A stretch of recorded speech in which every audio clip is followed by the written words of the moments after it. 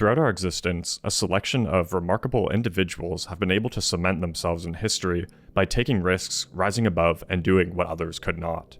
Yet, despite the esteem they would achieve, their lives would often end in accompanying tragic fates. Perhaps this is the essence of the human spirit, to strive towards greatness in face of the inevitability of death, to find beauty in tragedy. Many have pondered this notion throughout history, this juxtaposition of finding strength in times where all hope appears to be lost, darkness and light, suffering from success, not only making for good literary devices, but aiding us in our pursuit of meaning and understanding. Suffering, failure, and loss are all parts of life, and they too must be embraced. Nietzsche talks about this and presents suffering as a core component of overcoming the self. We must first lose ourselves a bit in order to come out the other side with a greater understanding of who we are. The urge to destroy is also an urge to create, loss, and gain. Aligning with this concept, the tortured artist archetype comes to mind, a tormented individual channeling their pain into creating something beautiful, devoting their life to something greater than themselves, often harboring an almost divine conviction to their craft that outsiders are unable to comprehend. Countless times have we witnessed artists bring such beauty into the world, only for them to perish at the hands of the system which facilitated their success. When discussing this topic, I cannot help but think about the unrelenting fashion industry. I don't have to tell you how unsustainable a business model reliant on mass consumption and obsolescence is, yet despite the toll it has taken, the beast continues to be fed. In 2019, global retail sales of apparel and footwear were estimated to be around $1.9 trillion annually. Between 100 to 150 billion articles of clothing are produced each year, and the average consumer buys 60% more clothing than they did 15 years ago, but keeps them for half as long. Regarding high-end fashion houses, it has become common practice for brands to debut 5, 6, or even more collections a year, between one for each season, any pre-season or resort collections, plus any diffusion lines or additional designs needed for footwear or accessories. Needless to say, it is very demanding, and it is no wonder why so many designers get burnt out as a result of this constant pressure to not only maintain the status quo, but to come up with new, untested ideas for collections that will appeal to spectators and drive retail sales multiple times per year. Even during times of economic turmoil, the solution seems to be to just make more. It is a very dehumanizing process. It is clear that it is no longer about the art. Many designers have spoken out against this, but yet we remain steadfast through all of the hardships that stem from viewing constant, self-referential, rehashed, flat, uninspired designs for a chance that we may witness the beauty that comes from genuine creativity again. We must learn from those who are unafraid to take risks, those who took the time to learn the rules and master their crafts only to subvert expectations and challenge any preconceived notions of what fashion can be. Those with unorthodox practices that often lost themselves in the pursuit of pushing the limits of design. But we too must accept the good and the bad, to reflect upon their tales with caution, to learn from their success and their failures. I can think of no better artists that perfectly highlight these sentiments other than John Galliano and Alexander McQueen. Despite their differences, with McQueen citing Galliano as a hopeless romantic and himself as a hopeless realist, their lives contain many parallels. Both experienced hardships in their early lives, within the home and outside of the home. Them being gay didn't help either. Both experienced self-resentment, which likely aided in fueling their respective self-destructive addictions, but at the same time, they both channeled that energy into their craft, with Galliano creating very theatrical collections with motifs of escape that very clearly reflected his life, and McQueen revealing that many of his collections were autobiographical. Both experienced very high highs with accompanying very low lows. As we will learn, it is apparent that they are both victims of the soul-crushing fashion industry, working far beyond their limits, sacrificing themselves to fuel something much larger. Of course, I mentioned that their lives serve as cautionary tales, with McQueen's tragic suicide signifying the end of an era. He devoted his life to creating, and although he lost himself in the process, he impacted countless lives, left a monumental legacy, and continued to take risks up until the very end. His unwavering conviction may seem illogical to outsiders. Many tried to get him to quit, but nevertheless, he persisted in doing something that few could understand, hence the comparisons to Galliano. Someone who fought similar battles and almost lost it all in the process, only to emerge again with a reimagined sense of self. The lives of Alexander McQueen and John Galliano are explored at length in Dana Thomas's book, The Rise and Fall of Alexander McQueen and John Galliano, which I will be presenting a summary of in this video, combined with additional info from other reliable sources. I definitely recommend giving it a read. Dana is a renowned journalist and author who was actually in the mix throughout all of this and had the opportunity to speak with McQueen and Galliano on multiple occasions, so she was able to provide valuable insight along with a reliable and unique perspective on all the sentiments surrounding their careers. Also, the Alexander McQueen documentary is available for free on Tubi, and the recent Galliano documentary is on Mubi, and you can get a 7-day free trial on there as well. Additional sources and everything else will be in the description. Thank you for watching, and I hope you enjoy. John Galliano was born on November 28, 1960, in Gibraltar, a small overseas United Kingdom territory located on the southern coast of Spain. He had 2 sisters, one older, one younger, and their family was of the Catholic faith. His father, John Joseph, was a plumber and strict and serious man. He wanted more for his family, so in 1967, he decided to move them all to South London. Growing up, Galliano would often tag along with him to jobs, which is where he would begin to gain an appreciation for sound craftsmanship. It was his mother, however, who would instill him with Spanish pride and a love of clothing. Galliano knew that he was gay from a young age, and although he was instilled with a strong set of values from his parents, who emphasized the importance of faith, he often felt a strong sense of fear, especially surrounding his father, who would often become abusive if Galliano acted out of line. It is clear that this is where a semblance of self-resentment began growing within Galliano, as he would attempt to atone for his impure thoughts during confession. During his early school years, Galliano stood out from his classmates and was often the subject of bullying as a result. However, this prompted him to develop the cunning aspect of his behavior. He began to bravely retaliate in face of adversity, even if it just made his life more difficult. Galliano would also cope with his hardships by reflecting inwards and escaping into his imagination, which would soon become one of his biggest strengths of his character, a strength he would utilize when it came to his newly found interests of the arts and theater. At 16, he would complete his studies and receive his General Certificate of Education. Shortly after, he would begin his pursuit of furthering his studies by enrolling in the Design and Textile program at City and East London College in Whitechapel. At the end of his second year of college, his superiors encouraged him to apply at Central St. Martin's for a 4-year-long foundations course so he could figure out what direction he wanted to specialize in. Galliano was accepted into the program, which is quite the achievement in and of itself. It is here where he would, for once, feel as if he was around like-minded individuals. He would revel in witnessing the various cross-disciplinary artistic studies, as well as the inspiration he received from his classmates. Although he was quite shy, his professors and colleagues alike acknowledged his talent and dedication. Galliano was still unsure of what discipline to hone in on, and was leaning towards becoming an illustrator, but that would soon change. Throughout his time at St. Martin's, Galliano would become a club demon, and really enjoy his newly found freedom that the arts and underground world had to offer. Dabbling in drugs, hanging out with those a part of the scene, and meeting his first love interest, John Flett, who encouraged Galliano to further pursue his creativity, his interest in fashion, and push him to come out of his shell a little more in general. Galliano would also take up a part-time job at the National Theatre, where he would further gain appreciation for drama, theatrics, and costume design, which, as we know, would soon become a great source of inspiration for his future collections. Galliano would also be asking the ateliers questions, and those around him could sense his hunger and passion for the arts. It became apparent to Galliano's professors that he should combine his skillful illustrations with his passion for clothes, and begin working on his graduate collection. Additionally, during this time period, Galliano would of course be inspired by his fellow youths and the British punk culture, with designers like Vivienne Westwood becoming a huge influence on him. In the middle of 1984, Galliano began working hard on his graduate collection. Channeling his newly found inspiration, he started crafting very historian-esque, 18th century style, theatric romantic clothes. No longer would Galliano settle for being an illustrator. Thanks to the support of the St. Martin's faculty and the aid of his classmates, Galliano really felt as if he could pursue fashion and experience success, a decision that would quickly be validated by the positive reception of his graduate collection, which perfectly combined all aspects of his personality. His love for history and the theater, all with splashes of youth culture. His entire collection was quickly bought up by Browns, a popular retailer in the UK who carried a variety of relevant brands. Galliano knew that he had something here, and he quickly had to follow it up. During this time, Galliano would meet some important people that would serve to be vital aspects of his immediate success. Amanda Harleck, an editor at Harper's & Queen's magazine, who Galliano hired on to help style his next show, as well as Johan Brun, the operator of a boutique clothing store in Copenhagen, who funded Galliano's next collection.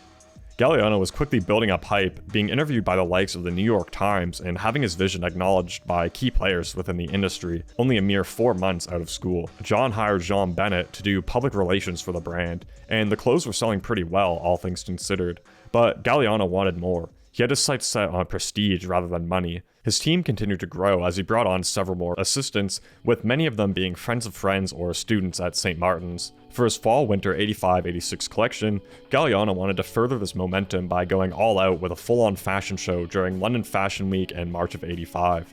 The collection, entitled the Ludic Game, would be inspired by the Ludi, or public games of ancient Rome, combined with Celtic and Victorian references. This ability to pull from different cultures, time periods, and mediums would become one of Galliano's greatest strengths and one of the core staples of his design identity. He would always strive to create the most beautiful thing that he could, taking inspiration from wherever he could and utilizing it to elicit emotional responses from the audience.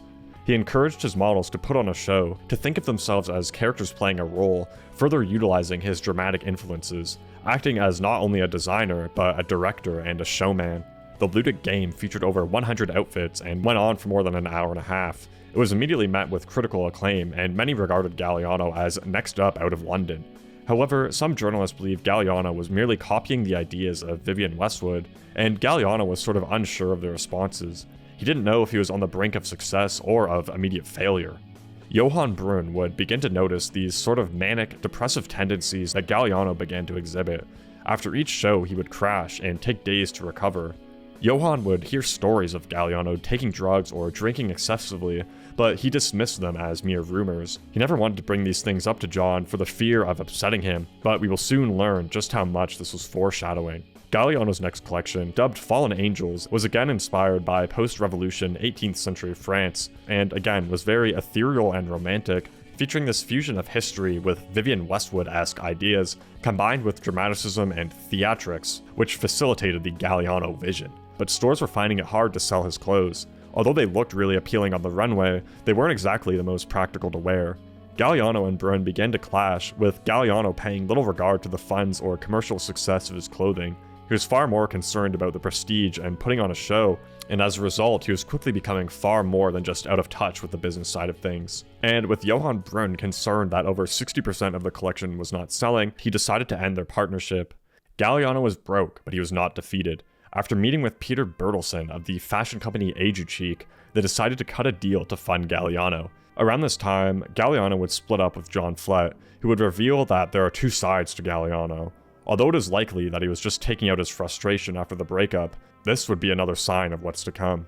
Galliano would begin to present himself as far more posh and proper. Many remarked that he was quite happy during this time, but it was clear that he was compartmentalizing much of his life, especially regarding the details of his family or childhood. He never really visited his family, and they never really visited him either. He was always cautious of photographers capturing pictures of him with another man, as he didn't want to embarrass his deeply Catholic family. Amanda would continue to serve as a pillar of not only the Galliano label, but Galliano himself. She was very important to him at this time, as he continued to retreat further into this sort of bubble. He was really in his own world. Nevertheless, each collection continued to feature strong narrative elements and draw from a variety of different time periods as inspiration, with Galliano's next collection, entitled Blanche Dubois, very heavily referencing A Streetcar Named Desire, and much of the 1940s era way of dressing. The sentiment regarding Galliano and his work was becoming far more positive, and as such, he received the British Designer of the Year award, and sales were finally starting to pick up a bit, with orders quadrupling from the previous season. Yet, that still wasn't enough, and by the end of 1987, Bertelsen was still losing money on his investment in Galliano. Many of the staff under Galliano decided that it was time for them to move on too, and in the midst of it all, a young Steve Robinson would join the team, someone who would soon play an important role in the direction of Galliano's life. Steve, being hardworking and dedicated to Galliano's vision, was not entirely the most traditionally visually appealing himself, and would seemingly begin to live vicariously through Galliano. As Galliano continued to grow, so too would the stress he experienced. The constant pressure to continuously one-up the previous season, all while coming up with and executing new, creative ideas on top of managing the business, was all starting to get to him. Further compartmentalizing, his personality began to fragment. Galliano had the side of himself who remained grounded and looked after the work side of things, while his other half, referred to as Galliano's Girl, was far more creative and dramatic, and the source of the future Galliano's Girl sub-label. During this time, many believed that Steve Robinson began manipulating John, often using alcohol as a means of control. One observer claimed that Steve knew that was John's weakness, often placing bottles in front of him. Those around John would notice the unhealthy behaviors he would exhibit while under the influence of alcohol and attempt to stage an intervention for him. But this too was supposedly undermined by Steve, who would smuggle in bottles of whiskey for him, akin to that of Kanye's dentist supplying him with nitrous. Alexander McQueen's story would begin in a similar vein to Galliano's. On St. Patrick's Day, 1969, 9 years after Galliano's birth, Lee Alexander McQueen would be born himself in South London into a working-class family. He was the last to be born of 6 kids. He would grow up in London's East End, a notoriously rough area that served as the center for immigration, gang violence, and poverty, famous for being where Jack the Ripper stalked his victims in 1888.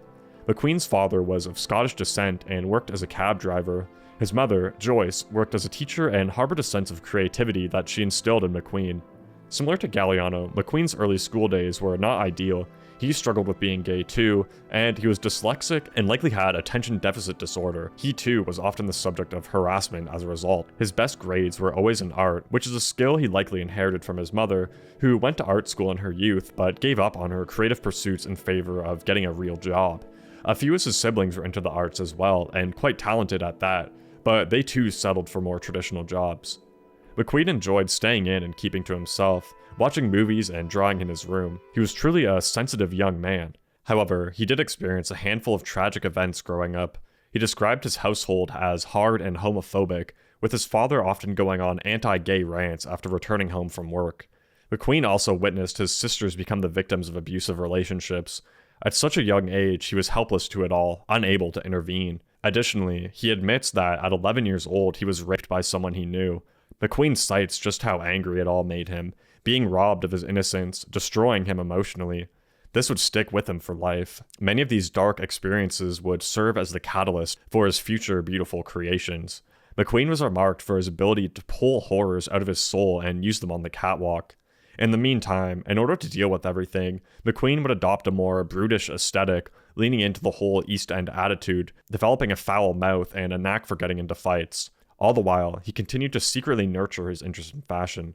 He would leave school at 16, and to appease his parents, he enrolled at a local trade school. At the same time, he was working as a messenger during the day and helping out at his uncle's pub at night. It seemed as if he would be stuck in the East End forever. Yet, his mother wanted more for him, and in 1986, after watching a TV program on the lack of apprentices on Savile Row, a famous street located in central London known for its array of high-end tailors, McQueen's mother encouraged him to head down there and apply. As such, McQueen visited John Hitchcock at Anderson & Shepherd, who hired him on the spot, noting McQueen's enthusiasm and eagerness to learn. McQueen wanted something more for himself. He would not let himself end up as just another cab driver. Although his appearance was quite unorthodox, and he was shy and kept to himself, McQueen's superiors were quickly impressed with his work. He did begin to open up a bit while he was there, but he began slacking off and not showing up for work. By mid-1987, after a streak of absences, Anderson & Shepherd decided it would be best for him to leave. McQueen would briefly work at a couple other businesses on Savile Row, continuing to learn and improve his skills as a tailor. He worked under Japanese designer Koji Tetsuno for a bit, but it wasn't until he met John McKitterick, who was running the studio for the brand Red or Dead, and decided to sort of take McQueen under his wing, as he was impressed with his Savile Row experience. McQueen took this role seriously. He didn't give McKitterick any attitude and was remarked as a nice boy from the East End who just wanted to get by.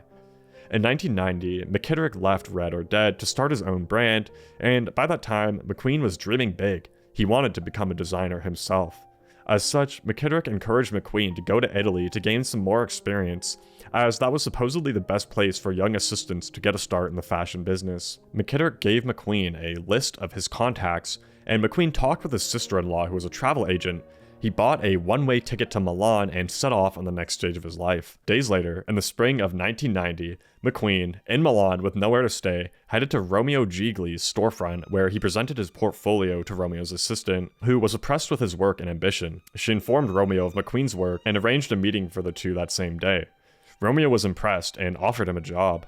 This opportunity would not be lost on McQueen, who was doing his best to continue to learn. Romeo noted McQueen's vision and could tell that he had a lot of strength. McQueen would spend his time going between their studio and their factory, learning everything he could about the design and manufacturing process. Although the styling in Milan was different from London, McQueen was able to gain a deep appreciation for the craft. During this time, he would open up a bit more and begin friendships with his fellow assistants, who remarked just how easy it was for McQueen to create and command a scene just with his energy and mood. At the end of July, McQueen informed Romeo that he would be resigning. Although it was a very emotionally charged decision, McQueen knew that he was ready to embark on a venture of his own. He thanked Romeo for everything and returned to London. McQueen would go back to work for McKitterick in August and continued to ask a bunch of questions. McKitterick understood that McQueen was very interested in becoming a designer, so he suggested that he enrolled at Central St. Martin's, the same school that Galliano attended. Although McQueen did not have the traditional academic background and would not meet the entry requirements, McKitterick figured McQueen could get in on his talent alone. So McQueen went to St. Martin's and waited for Bobby Hilson, an accomplished designer and illustrator who now was overseeing the school's master program. Hilson took a chance on McQueen and let him present his work. She was really impressed with it all and his experience, and suggested that he skip his undergraduate studies and directly enter the master's program. Hilson knew that McQueen had none of the right formal requirements, but she could sense his genius. McQueen's aunt would loan him £4,000 to cover the down payment for his tuition, and, like Galliano, this new creative environment would allow McQueen to thrive. Although he was still quite shy, it was here where he would begin to meet like-minded individuals, such as Simon Unglis, who became very important in McQueen's life, as they were able to very quickly bond over their shared interests. In early 1992, McQueen would begin working on his graduate collection, his main inspirations being Jack the Ripper, 19th century prostitutes, and the film adaptation of The 120 Days of Sodom, in which 4 wealthy and evil Italians kidnap 18 teens and subject them to 4 months of torture before murdering them. McQueen would also research Victorian-era pornography and fetishism for this collection. It is here how we begin to see just how tormented McQueen's soul must have been, to bottle up all of this darkness inside of him and to exercise it in his work. This disturbingly beautiful, dark romanticism and ability to tell a story, all while producing wearable and modern clothing, would be the catalyst for his success, and, in some ways, give him an advantage over Galliano, who, up until this point, was struggling to produce clothes for modern buyers. McQueen debuted his graduate collection later that year on March 16th, the day before his 23rd birthday. His prior Savile Row experience, plus his time in Milan, and all of his influences really were able to shine through. It was very impressive for a graduate collection, and for McQueen to be coming into his own so early, he truly had to have something special about him. Back to Galliano, in March of 1990, who would make his Paris debut with a collection inspired by biker girls, modern women in control of their lives. It was received quite well, and it was here that he realized he could make his dreams really come true in Paris. Galliano's financial backer, Bertelsen, was beginning to lose interest in high fashion, and Galliano was feeling the pressure yet again. At the start of 1991, they launched the Galliano's Girl and Galliano Jeans diffusion lines, which would be sold at lower prices and meant for younger buyers. But this was not the best decision, as the jeans still cost around £150, and when compared to the £30 cost of Levi's, it was clear that they were not presented as an accessible alternative. Galliano was unable to produce a mainline show that year due to financial restraints, and it is clear that this was really weighing on him. He admitted to the press just how obsessive he was in his search for perfection, and how exhausting it has all been. He stated how debuting a collection is like slicing yourself open and letting the whole world see, warts and all, what you're about, what you're thinking, and what your attitude towards women is. You're laying yourself open to all of that. He continued to drink excessively in order to cope, yet he maintained his determination, and was able to find funding for his Spring-Summer 1992 collection, which debuted on October 16, 1991. Alas, the acclaim he received was not enough to pay the bills. Bertelsen announced that he would be dropping Galliano. As such, Galliano went to Paris to find a new backer. While all this was going on, Isabella Blow, an English aristocrat, associate editor at British Vogue, and someone with a keen eye for spotting budding young talent, witnessed McQueen's debut collection and decided that he will be her protege, immediately purchasing almost the entire collection. McQueen moved in with Simon Unglis and continued his work, all the while Isabella Blow championed his skills, opened new doors for him, and encouraged him to start his own brand. Yet McQueen wasn't entirely convinced. He believed that he wanted a job at a bigger fashion house. However, during this time, McQueen's next collection started to take form, inspired in part by the Nicaraguan Revolution in the 70s and 80s, as well as Martin Scorsese's Taxi Driver. This collection would also be the debut of McQueen's new, drop-waisted Bumster silhouette.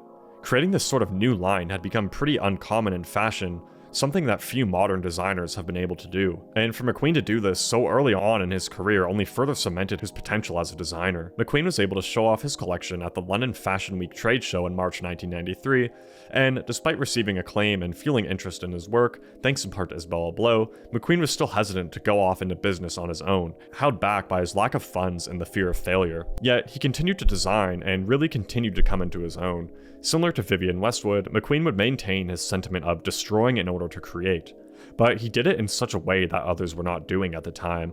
In a period dominated by highbrow, historic, fairy tale-esque romanticism and the poshness of Paris, McQueen would soon begin to disrupt the industry with his brutal honesty by highlighting the grotesque, fed by his dark influences and tumultuous past. McQueen would perfect the beauty and suffering motif that I began this video talking about. His work was the truth, and although many journalists were unable to see it at the time, those who began to grasp his vision understood just how revolutionary someone like McQueen would become. Unfortunately, however, he was still broke and uncertain of his career choice. His mother, aunt, and sisters supported him, but his father was still pressuring him to get a real job. He experienced a lot of internal struggles, yet he persisted and decided to focus his next collection on Irish folklore. He would show his work off at the next London Fashion Week, and Isabella Blow continued to generate buzz surrounding McQueen, and everyone on McQueen's team was pretty much working for free. They saw his potential and wanted to be a part of his vision. It was very rough around the edges, but representative of the in-your-face nature that McQueen brought about. McQueen was finally starting to gain the recognition that he deserved. He flew out to New York to reprise his Banshee collection, and gave some interviews that alerted many industry players of his work. Feeling the pressure to up his game, McQueen was hard at work on his next collection, inspired by Alfred Hitchcock's The Birds, one of McQueen's favorite films that he watched when he was growing up, and something that would be a recurring theme throughout his work to come. Yet, much like Galliano, McQueen was experiencing the weight stemming from his demanding job, stating in an interview that, "I've got this feeling that I might become a recluse one day. I've got the feeling I could lose my grip altogether." Despite it all, the support of his mother aided in holding him together. She would often be backstage at his shows and comfort him merely with her presence. The show would be a success and elevate McQueen to far more than just a rising star. He was now the one to watch. Galliano, on the other hand, still in search of financial backing in Paris, was invited to New York after the debut of his 1994 collection, where he would meet with Anna Wintour, amongst other key industry figures, in an attempt to come up with some sort of deal. Andre Leontali ended up investing in Galliano's next show, which would be a make or break for him. Galliano would blow through the money fairly quickly and have to rely on the good nature of others for his help. Many big-name models agreed to walk the show for free, and Galliano had to make do with the fabrics he had. However, much like McQueen, those working with Galliano trusted his vision. The lack of funds was, of course, concerning, but they all knew that they would be a part of something far bigger than themselves. They believed in Galliano, and their conviction paid off, with this collection being quickly regarded as a success, marking a turning point in Galliano's career. Orders began to roll in, and Galliano was put on a decent salary by John Bolt and Mark Rice, his new financial backers, ushering in a new era in Galliano's life. Likewise, McQueen had signed a new manufacturing deal with the Italian manufacturer Io Bocci. McQueen kept this news to himself for a while, much like the other parts of his life, which he too often compartmentalized. However, of what he did share, he was very vocal and stood his ground whenever sharing his opinions, often indicative of his East End upbringing. Isabella Blow recognized this and encouraged McQueen to experience the finer things in life, to engage in more gentlemanly hobbies in hopes that this would allow him to be accepted better into the industry. McQueen began working on his next collection, which would be inspired by England's many invasions of Scotland and the novel Perfume, the Story of a Murderer. McQueen remarked how designers like Galliano and Westwood often showcase Scotland in a very glorified, flamboyant, costumey way, leaving out the bloody historical events that took place. McQueen wanted to change this with his Highland Rape collection, which he debuted at the British Fashion Council's tent on March 13th, 1995. McQueen dedicated the show to Isabella Blow, describing it as very macabre, romantic, and honest in a very issy way. The Highland Rape perfectly encapsulated McQueen's talent and corresponding provocative, subversive, and controversial nature. He was met with backlash from members of the press who assumed that the clothes were objectifying women, and that McQueen was a misogynist. Little did they know just how personal McQueen's work was to him. Regardless, the show raised his profile and was loved by those who understood his vision. As such, he was able to sign a couple new deals, one with another Italian marketing and production company and one with a Japanese distributor. Despite the success he was experiencing, the darkness that plagued McQueen's mind often made itself apparent through his self-destructive tendencies. He would often cut himself and was reportedly obsessed with death. He wanted his audience to be uncomfortable, to face the inevitability of death, and to question preconceived notions of beauty. McQueen's next collection, which debuted for spring 1996, entitled The Hunger, would be his most successful collection to date, with retailers placing over £400,000 in orders.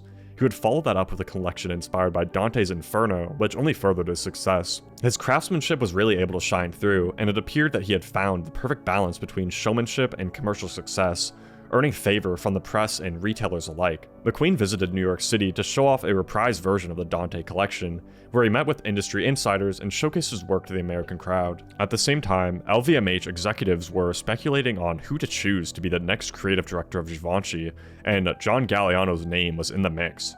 After a series of meetings, it was decided that Galliano would use his upcoming show as a sort of tryout for the position. With a £200,000 budget, all was riding on this next show. Galliano knew he had to keep it focused. Much of the inspiration for the show came from the 1954 drama On the Waterfront. Alas, behind the scenes, Steve Robinson continued to seemingly be pulling the strings of Galliano's life. One of their team members described him as Machiavellian, strategic in a sense, using Galliano for his own gain. Yet, Galliano didn't see it that way. Nevertheless, the collection was a hit, receiving a standing ovation from the crowd, impressing those who mattered most, and assuring Galliano a spot at Givenchy. The next few days would be a whirlwind for him, but negotiations with Givenchy began. Although inside LVMH there were conflicting views regarding Galliano and his alcoholism and partying habits, but Bernard Arnault, the CEO of LVMH, dismissed them and eventually met with Galliano himself. Arnault authorized Richard Simonin, the CEO of Givenchy, and the one who was facilitating the negotiations, to hire Galliano, but to keep things low-key until Hubert de Givenchy's last show was complete.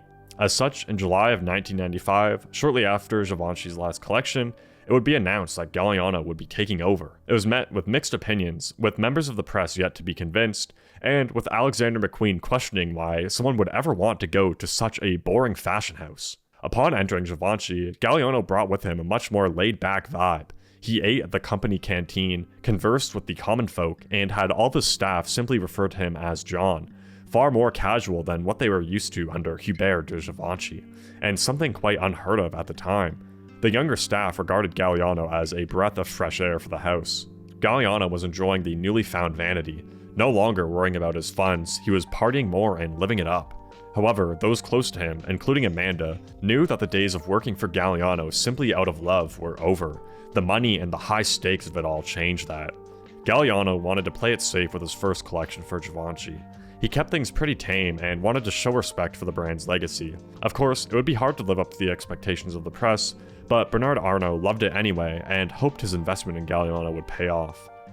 Now tasked with designing for Givenchy and his namesake label, Galliano began to get compared to the likes of Karl Lagerfeld. Many were uncertain that he would be able to keep up his partying ways while meeting expectations, but Amanda believed he could pull it off. And she would be right, as Galliano's next collection for Givenchy performed even better. It seemed as if this partnership was going well, and Galliano finally tapped into his ability to create fresh, youthful, and wearable clothes that defied expectations. In the eyes of Arnault, Galliano did so well at Givenchy that he decided to offer him the position of creative director at Dior. As such, Givenchy would need someone to take over Galliano's role. Despite his prior comments about the fashion house, McQueen was a top contender. McQueen continued to work on his upcoming Spring-Summer 1997 show while in talks with Givenchy. He was conflicted about taking this position. He wanted to stay true to his identity and continued to give utmost priority to his namesake brand. While negotiating for his move to Dior, Galliano pretty much left out Amanda from all discussions. Someone who had been there for him since the beginning, seemingly cast aside by Galliano, who many assumed was being controlled by Steve Robinson. As a result of not being offered a contract, Amanda went to work for Karl Lagerfeld instead, who treated her far more generously. She would stay in touch with Galliano, but this would cause a rift in their relationship.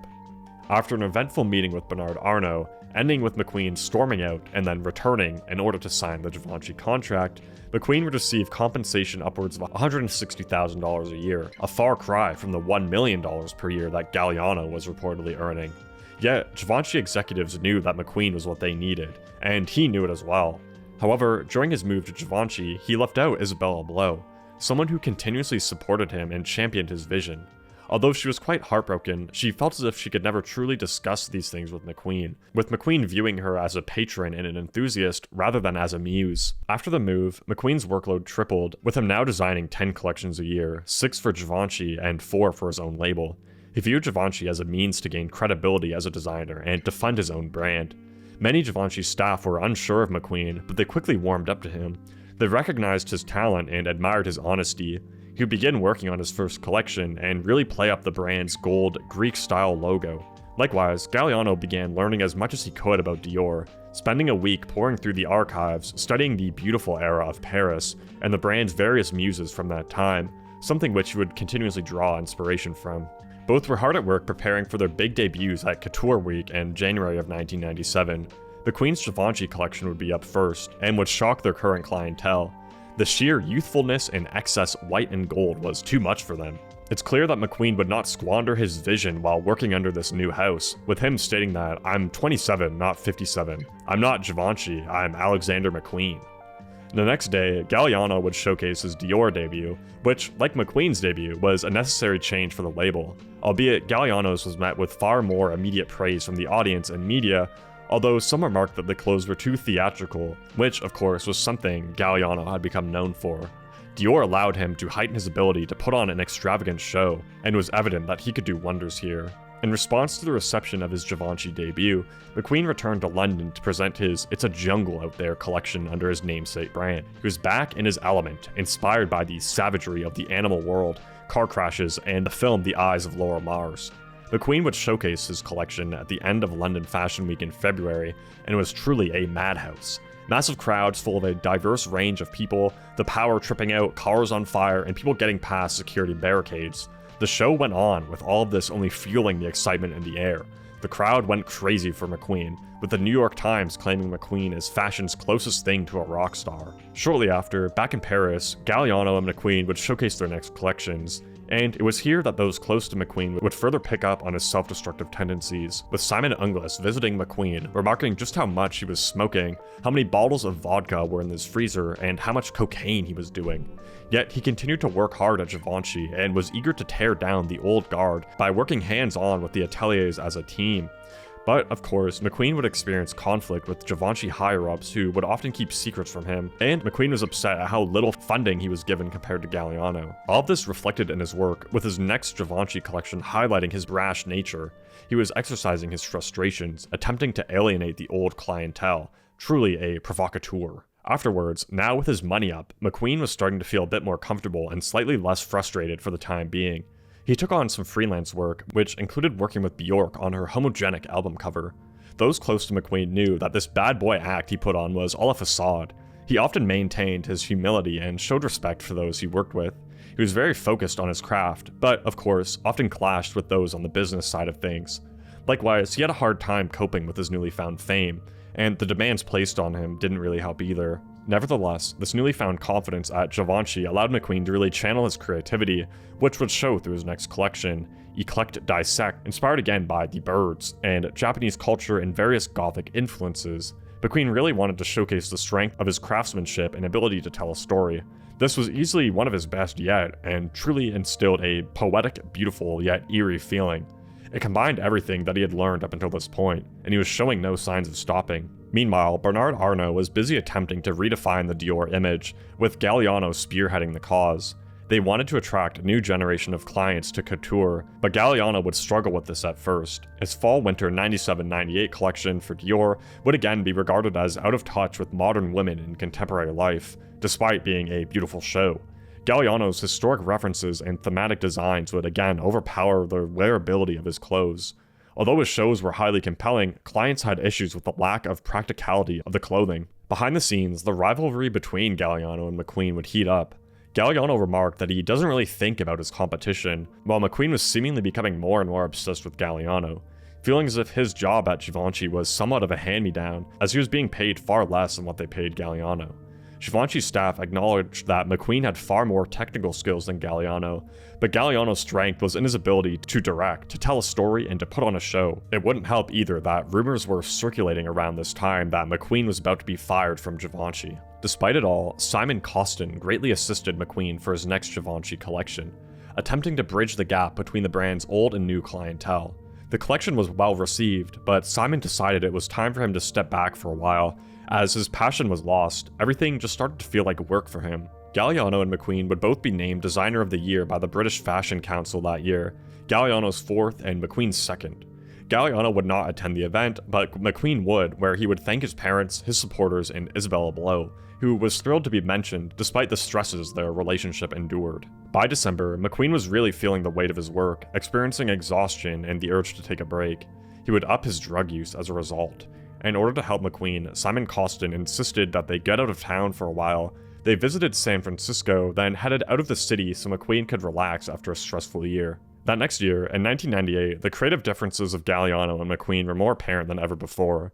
Galliano, keen on putting on his grandest show yet for Dior, with a budget of $2 million for the show, continued his trend of using the beautiful era of Paris as his main source of inspiration, combined with an English sense of romanticism.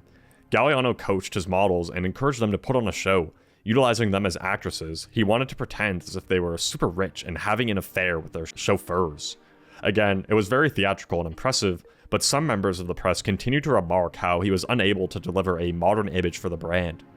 On the other hand, McQueen, eager to prove himself as more talented than Galliano, backed with far less budget and freedom from the Givenchy executives, decided to dedicate his Givenchy show to the client themselves, focusing on keeping things relatively tame and instead letting the clothes do the talking. Those around him noticed a shift. He was far less angry and more subdued while at Givenchy, perhaps in part from him seemingly gaining a deeper understanding of his role and what he wanted to achieve. Givenchy was simply a means to an end. If he could keep the clients happy, in turn, he could then continue to increase his focus on what really mattered, that being his own brand. As McQueen honed in on his identity, Galliano was seemingly growing out of touch. All the while, the fashion industry was booming, and LVMH was reaping in the fruits of their labors. McQueen's next collection for Givenchy, however, would pay respect to Galliano in a sense. With McQueen feeling down and out as a result of unrest in his love life, he would use this energy to dream up a collection inspired by a romantic fantasy, taking inspiration from the shellfish dresses from Galliano's 1987 Blanche Dubois collection. Despite leaning into traditional romanticism, McQueen's skills were very clear. This show was highly regarded and cemented McQueen as an artist with generational talent. Unfortunately for Galliano, the press regarded his collection for Dior's Fall-Winter 98-99 as more of the same. Although it still maintained that intricate thematic beauty, many wanted to see him produce actually wearable clothes. It was clear that Galliano was an excellent showman and a director, but one of the main criticisms that he received pertained to just how out of touch he was with the modern woman. But I don't think that should take away from the genius he displayed on the runway. Galliano was costing Dior a fortune though, and sales weren't keeping up. Clothes felt like an afterthought for him, and the press began to favor Alexander McQueen, and the honesty that he brought about. This was evident in McQueen's next collection, titled Number 13, which featured the legendary robot spray paint performance art installation, which continued to be referenced over 20 years later. McQueen's fusion of wearable clothes, showmanship, craftsmanship, and his ability to not only keep with the times, but to get ahead of them, truly served as the perfect recipe for success. The juxtaposition of the cold hardness of technology, clashing with the soft beauty and elegance of the designs and models, won the audience over and gave McQueen yet another win. Meanwhile, Galliano's spending was ridiculed by Arnault, essentially clipping his wings and beginning to limit his freedom. Despite their differences, Galliano and McQueen were in similar situations, both limited by the companies they worked for, but in turn, they were able to flourish under their namesake labels. His next McQueen collection, inspired in part by The Shining, was another huge success for him. However, the success that McQueen experienced didn't help the fact that he was still struggling behind the scenes, dealing with addiction and personal image issues likely stemming from self-resentment, overworking, and the fear of falling out of favor. After his 30th birthday, he decided to get liposuction in order to help with his weight, but it didn't really work out, and as a result, he upped his cocaine usage to combat his weight gain. He was so devoted to his work that he was willing to sacrifice his well-being in the process, to give up everything for what he believed. This would mark a major turning point in his life. Galliano was experiencing similar issues in his personal life. Many of his close friends found him to be inaccessible, living in his own world, again ruled by Steve Robinson, who himself used cocaine to fuel his work, resulting in him becoming very paranoid, which of course would rub off on Galliano. Galliano still didn't see it this way. He felt as if he needed Steve to function. Yet Dior, despite attempting to restrict Galliano's spending and creativity, would host their next show at the Palace of Versailles during fall-winter 99-2000. It was very elaborate and on theme for the turn of the century, partially influenced by the movie The Matrix. Galliano's next collection for Dior, however, would be inspired by homeless people and 1930s costume balls in which guests would dress up in rags. This would inevitably strike a nerve with the homeless community. Many questioned how Galliano thought it would be okay to construct $100,000 dresses inspired by the homeless. Protests ensued, but Galliano didn't quite understand why. He didn't get how drawing inspiration from the homeless was any different than drawing inspiration from various other cultures around the world. Nevertheless, Dior's and LVMH's sales were booming, bringing in over $4.5 billion in the first 6 months of the year 2000 alone. Meanwhile, McQueen continued his work. Sebastian Pons, a longtime friend and collaborator of McQueen, ended up stepping back from working with him, and around this time, talks began of Tom Ford and the Gucci Group offering to financially support McQueen's namesake line, which had to be kept secret from Givenchy and LVMH, of course. His next collection for his namesake label, entitled Voss, would be his most vulgar and subversive yet, stating that he wanted to get away from all the gemstones and glamour. It was very freaky. The set featured an insane asylum with two-way mirrors and a big glass box in the middle. The models were instructed to act crazy, and for the grand finale, the box in the middle shattered, revealing the plump and naked Michelle Woolley, a writer at the time, who agreed to do the show for the sake of art. McQueen wanted the show to address the politics of the world, to serve as a response to the horrors of contemporary culture. Shortly after, in December of 2000, McQueen would sign the deal with the Gucci Group, who announced that they had acquired 51% of the Alexander McQueen company. The deal was reportedly for $25 million. However, what McQueen really cared about was freedom, something that he thought Bernard Arnault and Givenchy would not be able to give him. Arnault felt blindsided by this, and again, so did Isabella Blow. She was excited for McQueen, but expected something in return. She wanted to be a part of the deal, but instead, she seemingly fell by the wayside in McQueen's life. With this new wealth going into the new year, McQueen bought a house for his parents and a house for himself, both in London. McQueen was not a fan of Paris at all, often choosing to spend time elsewhere. He would return to London and receive the British Designer of the Year award for the third time from Prince Charles before showcasing his next collection, entitled What a Merry-Go-Round, which had subtle hints of Galliano's signatures and metaphors for McQueen's life in the show as well, stating that some of it is fun while some is dark and sinister. Later on, in November of 2001, just before his 41st birthday, Galliano would receive the Commander of the Order of the British Empire from Queen Elizabeth II, acknowledging that this is one of the greatest honors he has ever received. Galliano gifted that CBE to Andre Leontali, someone who had always believed in Galliano's vision from the start. 2002 would serve to be a great year for Galliano. Backed by the financial success of Dior, which was opening new stores non-stop, Galliano was able to travel more, put on more extraordinary shows, with more freedom. No longer was he afraid of losing his job. The new Dior image was finally coming into fruition. Surely, nothing bad will happen in the coming years. Regardless, in 2002, sales for just the Christian Dior couture side of things rose 41% to over $530 million, with $36 million in profits. Likewise, although McQueen was struggling in his personal life, the Gucci Group deal resulted in retailers receiving clothes of far higher quality and wearability.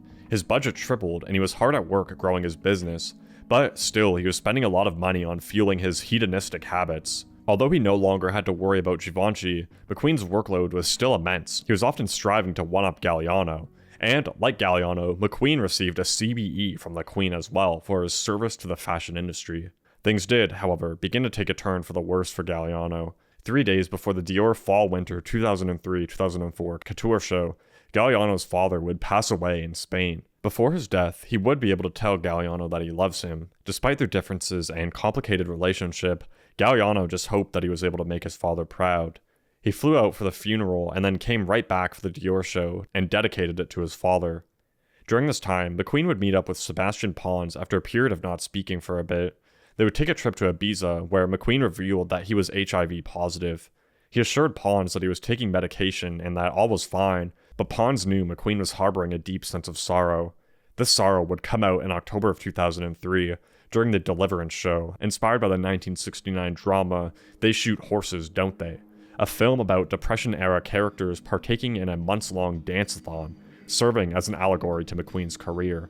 At the end of the show, the dancers, now exhausted, began to flail about until there was only one left, who eventually collapsed on the floor as the lights went dark. McQueen persisted to show off new collections, but many noticed that the clothes appearing in retail stores had little to do with what was on the runway.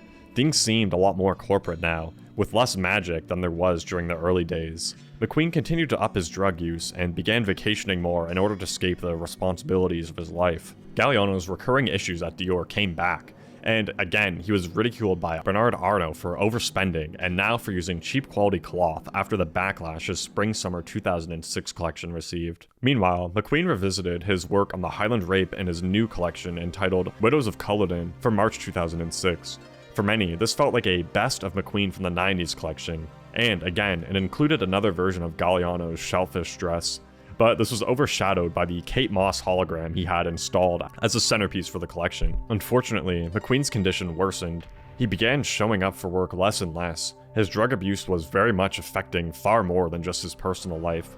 He became very frustrated with everyone, and was upset when he had to appease Gucci Group stakeholders. Things would continue to go downhill in spring of 2007. Galliano decided to take a trip to the Caribbean over Easter, and he asked if Steve Robinson wanted to tag along. But Robinson declined in favor of staying home. Robinson had been feeling burnt out as well, understandably so after 20 years of working alongside Galliano. After leaving work on Friday and wishing everyone a happy holiday, Robinson would turn to his flat, never to return to work again. He had reportedly overdosed and suffered from a fatal heart attack. Those who knew him wondered if it was intentional or not. Regardless, he passed away at only 38 years old. His funeral was held shortly after, and Galliano was not taking things well. Robinson's death was understandably very hard for Galliano. He had handled so many decisions that Galliano immediately felt lost without him. Although many felt as if he was manipulative, it is clear just how much Galliano relied on him. In a similar turn of events, Isabella Blow would begin spiraling as well. She had lost her job as an editor for the Sunday Times, was experiencing hardships in her personal life, was attempting to treat her bipolar disorder with electroshock therapy, and was diagnosed with cancer, on top of feeling cast aside by McQueen. It was known that she was not doing so well. She wasn't shy about her feelings, often telling people of how suicidal she was. She visited those close to her, including McQueen's mother, but not McQueen himself, who was away at the time. Not long after, she took her own life by drinking poisonous weed killer. She was 48 years old. McQueen, of course, was devastated by the news. He attended her funeral and, shortly after, took a trip to India to spend time reflecting on his career and life as a whole. He was able to pull himself together for a little while and channeled his feelings of grief and loss in dedicating his next collection to Isabella. It was a very beautiful and emotional time for those involved and onlookers alike. McQueen's next two collection would go on to receive critical acclaim again, but his personal life was still a mess. His addictions were still controlling his life, and those around him noticed his obsession with death had heightened as he continued to engage in self-destructive acts. Evidently, his innermost emotions and feelings about fashion at large were most present in his work than ever with his March 2009 collection that dealt with the horrid cycle of forced obsolescence in fashion and the extent to which he had overworked himself in order to fill this void. The name of this collection, the Horn of Plenty, came from the name of the pub where Jack the Ripper's final victim was last seen, thus tying everything together, relating it back to his first collection and his hometown. The catwalk featured cracked mirrors that paralleled fashion's self-obsessed nature and reflected the period of introspection that McQueen had been undergoing. He dedicated the show to his mother, who, at the time, had been recently diagnosed with cancer. It is clear how dark of a place McQueen must have been in at this time. Not long after the show, McQueen phoned Simon Unglas and confided in him about how burnt out he was feeling, with Simon mentioning how McQueen should come out to San Francisco and to take on less responsibility. They discussed this later in May, with McQueen mentioning that he would like to delegate more responsibility to Sarah Burton, who had worked with McQueen since 1997.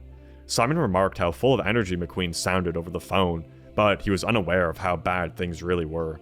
McQueen would meet up with Sebastian Pons again shortly after, and Pons felt as if this was the last time he would see McQueen, with McQueen remarking that he's come to say goodbye, eerily stating that he has designed his last collection, and that akin to his Voss collection, McQueen would end the show by appearing in the glass box in the middle of the set and kill himself. McQueen flew back to London, and Pons would never see him again. Pons didn't know what to say. He called McQueen's assistant in a panic, but she insisted that he was fine. That same month, McQueen would overdose on sleeping pills multiple times. Since his time at Givenchy began, he had suffered from insomnia, paranoia, and depression. These are things that would continue to plague his mind. Combined with the loss of Isabella Blow, his mother's deteriorating health, and his ever-increasing workload only making it worse. McQueen began working on his next collection, entitled Plato's Atlantis, which was unlike anything he had ever done before. It was totally new, super technology-heavy, and otherworldly. It was all about Charles Darwin's theory that we all come from the sea, and eventually we all return to it as well, combined with some H.R. Geiger swirl motifs. Other than that, it was beyond reference, something completely previously unseen. He truly put everything he had into this last collection. By the end of January, McQueen's mother's condition would worsen, and so too did his own. He began tweeting as a cry for help, revealing to the world the troubles he was experiencing. His mother would pass away on February 2nd. McQueen confided in those around him that he was thinking of killing himself. He made it through the next few days, but it was clear that he was not doing well at all. And on February 11, 2010, McQueen took his own life, a day before his mother's funeral was scheduled. His family, friends, and colleagues were in disarray. Fellow designers paid their respects, and many were unsure why he would do such a thing. His funeral was held later in that month, and as per his wishes, his ashes would be buried in Scotland. The McQueen house would show the completed looks from the Angels and Demons collection that he was working on up until his passing. Those on the outside looking in only saw the success McQueen had achieved, the rockstar attitude and creative spirit. Few understood the torment he experienced, the pressure he must have felt, and the extent to which his workload crushed him. He devoted his life to his craft, creating beautiful art that would live on forever. Anna Wintour delivered the eulogy at McQueen's memorial service in September of 2010, acknowledging the contradictions McQueen experienced throughout his life, noting the literal fight between light and dark seen in his final unfinished collection. Many people that were important to McQueen's life attended his memorial service, but John Galliano was missing. Galliano had been trying his best to appear stoic since the loss of Robinson, but he too was on the brink of collapse. Attempting to cope by drinking and putting all of his energy into his work, it was clear that this could not go on forever. By avoiding his problems, he was only making things worse for himself. As he continued to spiral, his outbursts became far more frequent, and he was becoming far more unreliable as well. Yet, he was in denial about it all. This culminated in a meeting with Bernard Arnault, who expressed his concerns to Galliano, telling him that if he keeps drinking this way, that he'll end up killing himself. Galliano didn't understand, and in response, he stood up, took his shirt off, and proclaimed, "Does this look like the body of an alcoholic?" Of course, the worst was yet to come for him. A couple weeks later, Galliano would get arrested for a drunken fight he incited at a local cafe in Paris, where he was reportedly spewing anti-Semitic remarks at another couple at the cafe. Dior, whose executives were comprised of many Jewish people, were shocked to hear the news. They decided to suspend Galliano while the police conducted an investigation. Galliano was nowhere to be found. Yet, over the weekend, another incident would ensue at the same cafe, this time with video footage to back it up, where Galliano would be seen again drunkenly harassing a woman with similar anti-Semitic sentiments. Despite the fact that the woman he was harassing was not Jewish, Galliano underwent questioning at the police station, and shortly after, it was revealed that his blood alcohol content was over double the legal limit to drive in France. And when all was said and done, it turned out that there were 3 separate public Galliano drunken anti-Semitic outbursts, all at the same cafe, within the span of around a week. Arnault and 3 other Dior executives met to discuss Galliano's behavior, deeming that what he did was inexcusable, and issuing a press release stating that firing procedures had begun. The public and the fashion community as a whole were both very quick to condemn Galliano. However, those close to him didn't believe that he was anti-Semitic, and that they felt bad for not stepping in to help him sooner, knowing the condition that he was in. Nevertheless, Arnault decided to go ahead with Dior's next show during all of this controversy, and chose to honor the talented seamstresses and ateliers of the House of Dior without Galliano. Galliano was admittedly horrified. He couldn't recognize himself anymore, and it was clear that he had totally succumbed to his addiction. He noted how he would often get so drunk that he would black out, with this, of course, being his lowest point yet. And as such, he was checked into rehab in Arizona. Upon returning from rehab, the board of his namesake brand took a vote and decided to fire him. And in June of 2011, he attended court, where he would admit his triple addiction to alcohol, anxiety medication, and sleeping pills. He claimed that after every creative high, he would crash and drink to help escape from it all. He stated how he started to have panic attacks and couldn't work without taking Valium. As his body got used to the pills, he began to up his intake, often even taking sleeping pills during the day, while drinking excessively too.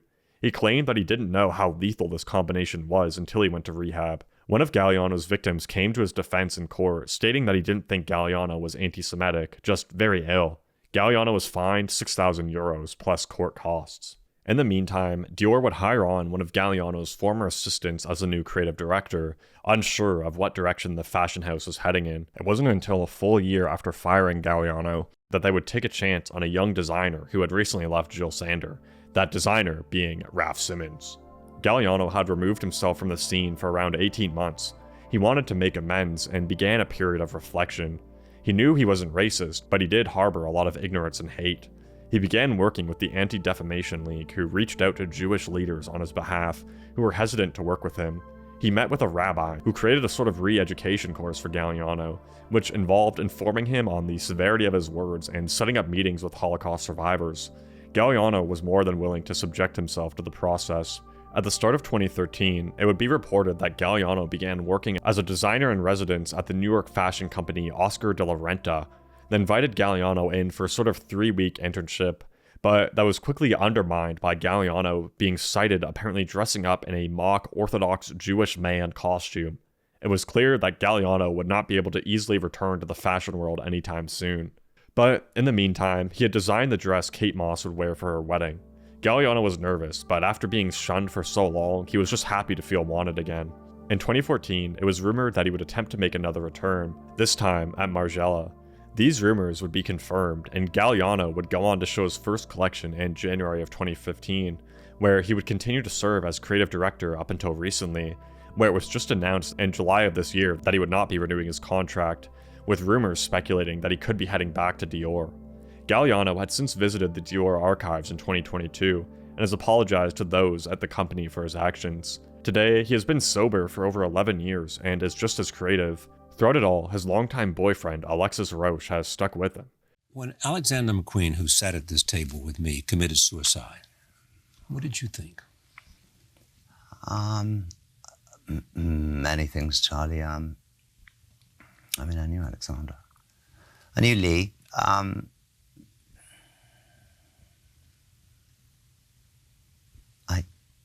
understood. What did you understand? That loneliness, that pain, that, as addicts, we're in search of perfection. We're setting that bar impossibly high. We don't understand when we're doing it, and people say, wow, how are you going to top that? And we're like, well, yeah, we're going to, don't worry. That's what, makes us wake up in the morning. I was very sad. For Galliano to start from nothing, work his way up to one of the most highly coveted positions in fashion, only to lose it all and still come out of the other side with a deeper understanding of himself and a level head, truly just goes to show his resilience and dedication to his work. Where others would have given up, he persisted despite it all. Although his actions would lead to a monumental stain on his career, through taking accountability and striving to make amends, he was able to redeem himself in the eyes of many. He is only human, and we are very flawed. Perhaps you haven't gone on multiple drunken, anti-Semitic rants, but we've all made mistakes that we've hoped others would forgive. Much like McQueen, Galliano had doubters every step of the way. Neither were supposed to succeed, but yet they did, each exhibiting the ethos of what it means to be a true artist, to have conviction to something far beyond the understanding of the average person, to remain steadfast in the pursuit of greatness when the world is seemingly against you. They truly embodied the spirit of the tortured artist, sacrificing themselves in the pursuit of greatness. To be dealing with such devastating hardships, including the loss of those close to them, the struggles of their respective addictions, and just the amount of pressure they must have felt, to still be able to channel all of that into creating some truly beautiful clothes and thematic collections that will live on forever. It's unfortunate how much everything has changed. Fashion houses have become purely corporate conglomerates. No longer are they taking risks by giving these young, hungry, creative individuals these same freedoms as they used to. It is all purely profit-oriented. The industry has lost that magic that made it so successful in the first place. These fashion houses that have been built upon the backs of artists who have given their lives to the cause. Dana Thomas ends her book discussing this, stating that there'd be no room for collections like the Birds today. that there's no poetry, no heart, or no angst, just business. If you made it this far, thank you for watching, and I really appreciate it. Make sure to check out all the sources listed below, and have a good day. Later, Ragers.